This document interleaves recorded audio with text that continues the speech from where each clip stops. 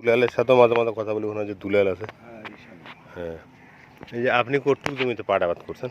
30 শতক মাটি। 30 শতক।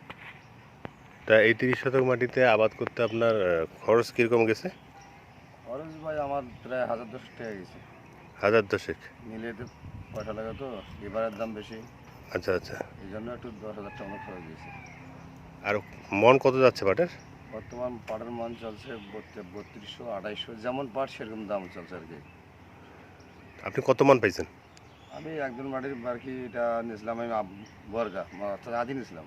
আচ্ছা, 3 ভাগ দিয়ে আমি 2 ভাগ পাচ্ছি 80 আটি, তাতে আমার এবার লস আর কি।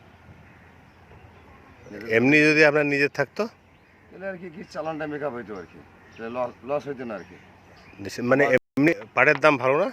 পাট বর্তমান আজকে 3200 টাকা তো খারাপ না। হ্যাঁ, আজকে ওই যে এদিক দিয়ে নিলেই তো লেবার গেছে হ্যাঁ। বেশি, তো তার কারণে মনে করো এই খরচাটা বেশি।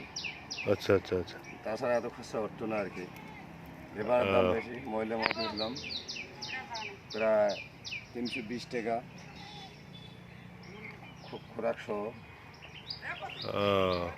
এই জন্য একটু ঘাস বেশি হতো, তো চরের জমি তো, এই জন্য একটু খরচাটা বেশি হয় আর কি।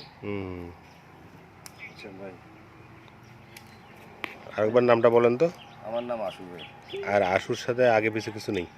না, আশুই আমার নাম, আমার আইডি কার্ডে তো আশুই, আমার এমনি নামও তো আশু। আচ্ছা আচ্ছা আচ্ছা। আর এই যে সিনটা কত করে মন?